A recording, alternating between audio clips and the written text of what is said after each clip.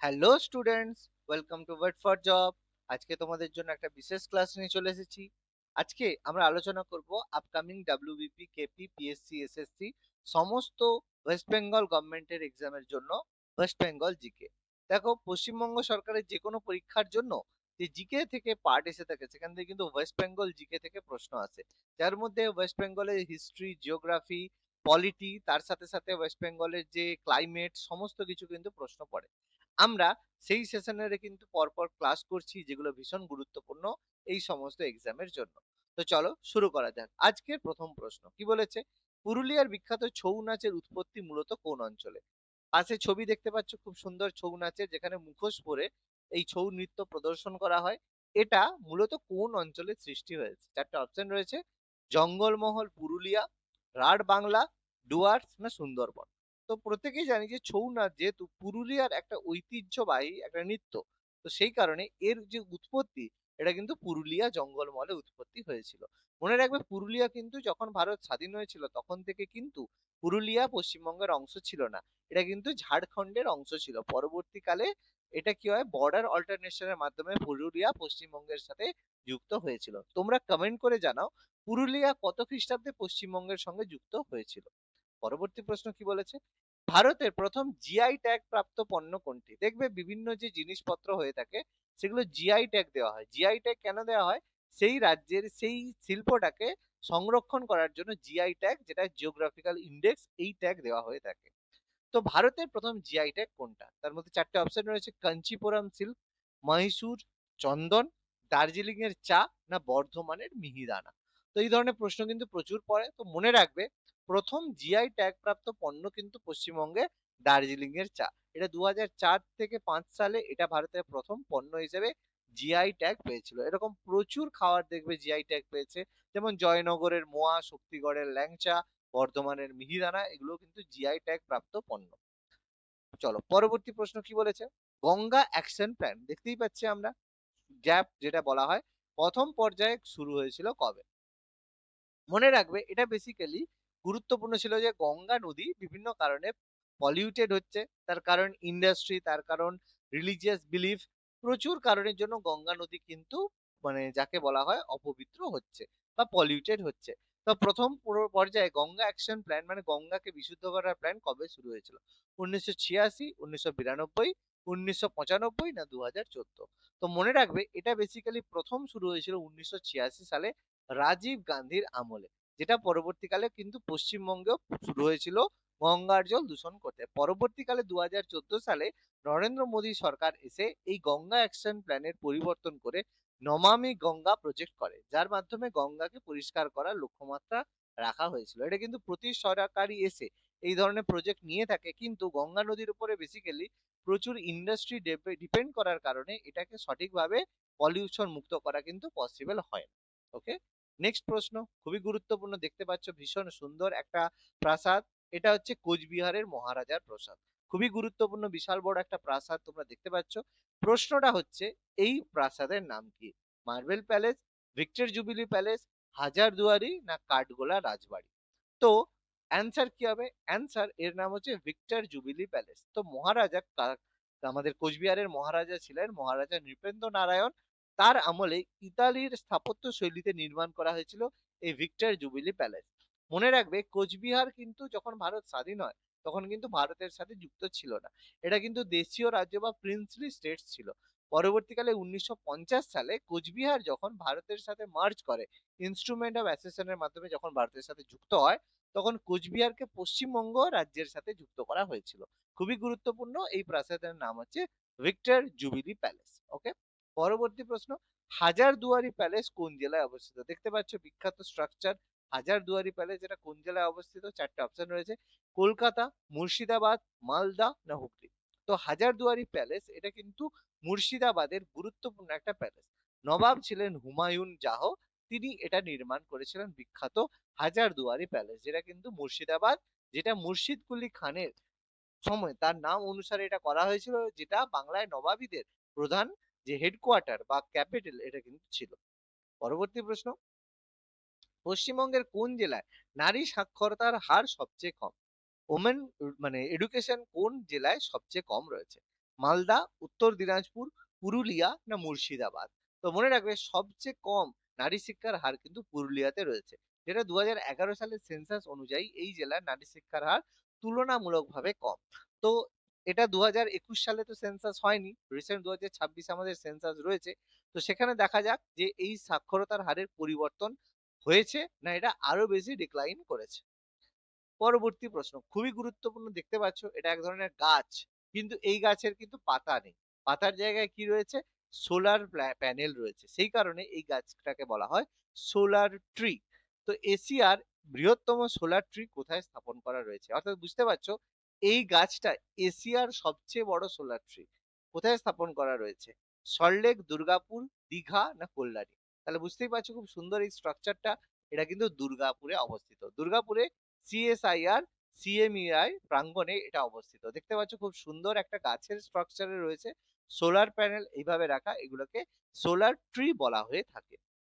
পরবর্তী প্রশ্ন, বন্দে ভারত এক্সপ্রেস, দেখতে পাচ্ছি খুব সুন্দর বন্দে ভারত এক্সপ্রেস পশ্চিমবঙ্গে কোন রুটে চালু হয়েছিল? একটা স্টেশন তোমরা দেখতে পাচ্ছ যেখানে বন্দে ভারত মানে এটা এক্সপ্রেসটা দাঁড়িয়ে রয়েছে, এটা কোন স্টেশনে? তো হাওড়া নিউ জলপাইগুড়ি, হাওড়া হাওড়া পুরী, শিয়ালদা মালদা না হাওড়া রাঁচি? তাহলে বন্দে ভারত এক্সপ্রেস প্রথম চালু হয়েছিল কিন্তু হাওড়া টু নিউ জলপাইগুড়ি। তো 2022 সালের ডিসেম্বরে এই রুটে রাজ্যের প্রথম বন্দে ভারত ট্রেন কিন্তু চালু হয়েছিল। তো মনে রাখবে পশ্চিমবঙ্গের রুট যেখানে হাওড়া টু নিউ জলপাইগুড়ি, এখানে কিন্তু প্রথম বন্দে ভারত ট্রেন চালু হয়েছিল 2022।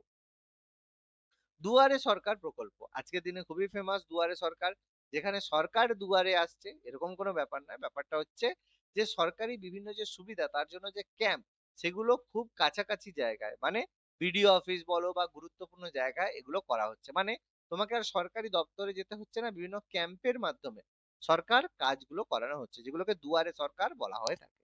প্রথম কবে হয়েছিল, 2018, 19, 20 না 21? তো প্রত্যেকেই জানে যে দুয়ারে সরকার প্রকল্প কিন্তু 2020-তে প্রথম করা হয়েছিল কোভিড-19 এর পরে। তো এতে কি হয়, পশ্চিমবঙ্গ সরকারের বিভিন্ন সরকারি পরিষেবা মানুষের দোরগোড়ায় পৌঁছে দিতে এটা কিন্তু চালু হয়েছিল। এটা কোভিড এর পরে পশ্চিমবঙ্গ সরকারের একটা গুরুত্বপূর্ণ কর্মসূচি ছিল যেটা কার্যকরী করা হয়। ভারতের প্রথম কোন রাজ্যে আন্ডার ওয়াটার মেট্রো, যেটা গঙ্গা নদীর নিচ দিয়ে পরিষেবা শুরু হয়েছে? তো খুবই গুরুত্বপূর্ণ, প্রত্যেকেই জানি রিসেন্ট এটা আমাদের নিউজের মধ্যে এসেছে। কোন রাজ্যের মধ্যে রয়েছে, যারা বাঙালি তারা প্রত্যেকেই জানি মহারাষ্ট্র, কেরালা, পশ্চিমবঙ্গ না দিল্লি? তাহলে এটা বলতে অপেক্ষা রাখে না, এটা আমাদের পশ্চিমবঙ্গে রয়েছে, যেটা হাওড়া ময়দান থেকে স্প্ল্যানেড পর্যন্ত হুগলি নদীর নিচ দিয়ে এই মেট্রো পরিষেবা ভারতের প্রথম মেট্রো, যেটা আন্ডার ওয়াটার মেট্রো।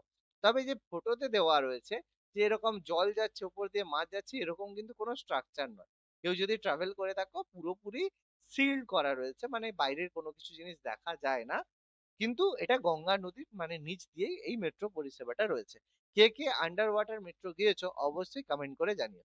যদিও এর ফিলিংস অন্যরকম কিছু হবে না, কেমন যেমন আন্ডার ওয়াটার মেট্রো আমরা স্প্ল্যানেড থেকে মানে মহানগর, উত্তম কুমার বা যতটা পর্যন্ত আমাদের নিচে দিয়ে গিয়েছে সেরকম ফিল হবে, নতুন ধরনের কিছু এক্সট্রা ফিলিংস এখানে কিন্তু পাবে না। ওকে, জলপাইগুড়ি শহরটি কোন কোন নদীর তীরে অবস্থিত? চারটে অপশন রয়েছে, তিস্তা, করলা, তোরসা, জলঢাকা, তিস্তা জলঢাকা না মহানন্দা, বালাসোর? ভীষণ ফেমাস প্রশ্ন, ভীষণ গুরুত্বপূর্ণ প্রশ্ন। তো মনে রাখবে যে জলপাইগুড়ি শহর এটা কিন্তু তিস্তা এবং করলা নদীর সংযোগস্থলে অবস্থিত, এবং মনে রাখবে এই করলা নদীকে জলপাইগুড়ির টেমস নদীও বলা হয়, কারণ করলা নদী জলপাইগুড়ির মেজর জলের উৎস। ওকে, নেক্সট প্রশ্ন কি বলেছে, পশ্চিমবঙ্গের ত্রাসের নদী কাকে বলা হয়? দেখো, পশ্চিমবঙ্গের ত্রাসের নদী বলতে আমরা সবাই জানি যে দামোদর নদীকে বলা হয়, কিন্তু এখানে দেখো চারটে অপশনের মধ্যে জলঢাকা, তিস্তা, তোরসা, মহানন্দা অর্থাৎ দামোদর নেই। তাহলে কি হবে, তাহলে এখানে প্রশ্নটা কিন্তু পশ্চিমবঙ্গের ত্রাসের নদী প্রশ্নটা বললো, এটা বেসিক্যালি উত্তরবঙ্গের ত্রাসের নদী অপশনের মধ্যে রয়েছে। তাহলে সেটা কি হবে, সেটা অবশ্যই তিস্তা নদী হবে, কারণ বর্ষাকালে এই নদীতে প্রবল জলোচ্ছ্বাস এবং বন্যার সৃষ্টি হওয়ার কারণে এটা উত্তরবঙ্গে বা নর্থ ইন্ডিয়াতে, নর্থ বেঙ্গলে কিন্তু বন্যা হয়ে থাকে, সেই কারণে তিস্তাকে উত্তরবঙ্গের ত্রাসের নদী বলা হয় তথা পশ্চিমবঙ্গেরও ত্রাসের নদী বলা হয়ে থাকে। পরবর্তী প্রশ্ন, অযোধ্যা পাহাড় পশ্চিমবঙ্গের কোন জেলায় অবস্থিত? বিখ্যাত অযোধ্যা পাহাড়, অনেকে দেখবে ঘুরতে যাও, খুব সুন্দর দেখো ট্র্যাক দেখতে পাচ্ছি, রাস্তা আমরা দেখতে পাচ্ছি অযোধ্যা পাহাড়ে। কোথায় রয়েছে, পুরুলিয়া, বাঁকুড়া, পশ্চিম মেদিনীপুর না ঝাড়গ্রাম? তো এই যে পাহাড় মালভূমি এটা কিন্তু আমাদের পুরুলিয়াতে রয়েছে। তো পুরুলিয়াতে অবস্থিত অযোধ্যা পাহাড়, যার সর্বোচ্চ শৃঙ্গ হচ্ছে গোর্গাবুরু। প্রত্যেকে আমরা এটা সম্পর্কে জানি, ঘুরতে গিয়েছি। দেখো, খুব গুরুত্বপূর্ণ একটা বাঁধ দেখতে পাচ্ছি, খুব বিউটিফুল একটা বাঁধ। পাশে মনে হচ্ছে যেন সমুদ্র, কিন্তু এটা কোনো সমুদ্র নয়, এটা একটা বাঁধ। তো এটা হচ্ছে কংসাবতী আর কুমারী নদীর সঙ্গম স্থল, যেখানে এই বাঁধটা রয়েছে। কোন বাঁধ, এর নাম কি? তিলপাড়া, মাইথন, পাঞ্চেত না মুকুটমণিপুর? যারা যারা ঘুরতে গিয়েছো তারা হয়তো এই জায়গাটা চিনতে পেরেছো। এটা অবশ্যই মুকুটমণিপুর বাঁধ, যেটা বাঁকুড়া জেলার অবস্থিত একটা বিখ্যাত পর্যটন কেন্দ্র। কারা কারা ঘুরতে গিয়েছো অবশ্যই কমেন্ট করে জানিও।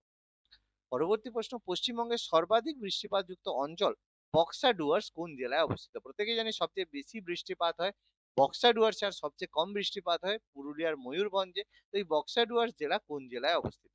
চারটে অপশন রয়েছে: আলিপুরদুয়ার, জলপাইগুড়ি, কোচবিহার না দার্জিলিং? তো মনে রাখবে, এই বক্সা ডুয়ার্স কিন্তু আলিপুরদুয়ার জেলায় অবস্থিত, যেটা জলপাইগুড়ি থেকে বিভক্ত হয়ে হয়েছে ভুটানের সঙ্গে বর্ডার শেয়ার করে। এখানে বৃষ্টিপাত হওয়ার বড় কারণ হচ্ছে দক্ষিণ পশ্চিম মৌসুমী বায়ু এখানে হিমালয়ের সঙ্গে ধাক্কা খায়, সেই কারণে এখানে সবচেয়ে বেশি বৃষ্টিপাত হয়ে থাকে। পরবর্তী প্রশ্ন, মামা ভাগ্নে পাহাড়, খুব সুন্দর মামা ভাগ্নে পাহাড় পশ্চিমবঙ্গের কোথায় অবস্থিত? এখানে গুরুত্বপূর্ণ একটা পাথর রয়েছে, এভাবে দেখেছো এই স্ট্রাকচারটা, সবাই ফটো তুলেছো আশা করি, দেখতেই পাচ্ছ খুব সুন্দর একটা স্ট্রাকচার। ফটো তোলার বিভিন্ন খুব ভালো জায়গা। কোথায় রয়েছে? বাঁকুড়া না দুবরাজপুর বীরভূমে না পুরুলিয়ার মানবাজার না পশ্চিম বর্ধমানের আসানসোল? তো মামা ভাগ্নে পাহাড় পশ্চিমবঙ্গের দুবরাজপুর বীরভূমে অবস্থিত, যেটা গ্রানাইট পাথরে তৈরি একটা ছোট টিলার সমষ্টি। এটাই হচ্ছে মামা ভাগ্নে পাহাড় নামে পরিচিত। সুন্দরবন অঞ্চলের বৃহত্তম দ্বীপ কোনটা? প্রত্যেকে আমরা দেখতে পাচ্ছি সুন্দরবন অঞ্চল, যেটা আমাদের দক্ষিণ চব্বিশ পরগনায় অবস্থিত। এর বৃহত্তম দ্বীপ কোনটা? চারটে অপশন রয়েছে: সাগর দ্বীপ, লোহাচূড়া, ঘোড়ামারা, পাথর প্রতিমা।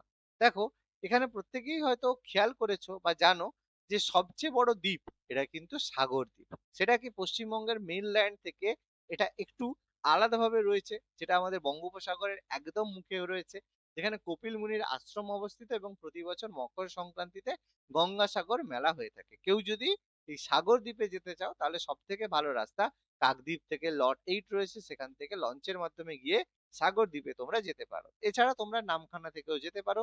বিভিন্ন রকমের জায়গা পথ আমাদের রয়েছে। পরবর্তী অপশন, গুরুত্বপূর্ণ পরবর্তী প্রশ্ন, কৃষ্ণনগর শহরটি কোন নদীর তীরে অবস্থিত? মাথাভাঙা, জলঙ্গি, চূর্ণী না ইছামতি? তো মনে রাখবে, কৃষ্ণনগর শহরটি জলঙ্গি নদীর তীরে অবস্থিত। এই নদিয়া জেলার সদর দপ্তর কৃষ্ণনগর, মাটির পুতুল এবং সরপুরিয়া মিষ্টির জন্য বিখ্যাত।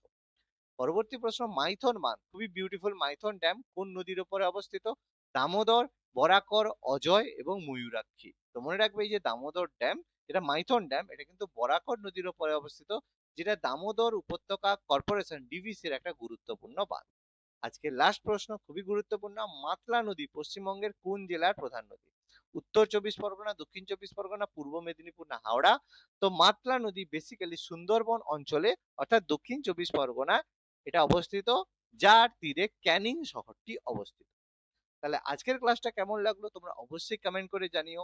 এবং এই ধরনের ক্লাস যদি তোমরা রেগুলার বেসিসে পেতে চাও এবং নিজের প্রস্তুতিকে যদি একদম চূড়ান্তে নিয়ে যেতে চাও, তাহলে অবশ্যই আমাদের চ্যানেল ওয়েট ফর জবকে ফলো করতে ভুলবে না। আর ভিডিওটা যদি ভালো লাগে, তাহলে অবশ্যই একটা লাইক করো এবং কমেন্টে জানিও ক্লাসটা তোমাদের কেমন লেগেছে। Thank you.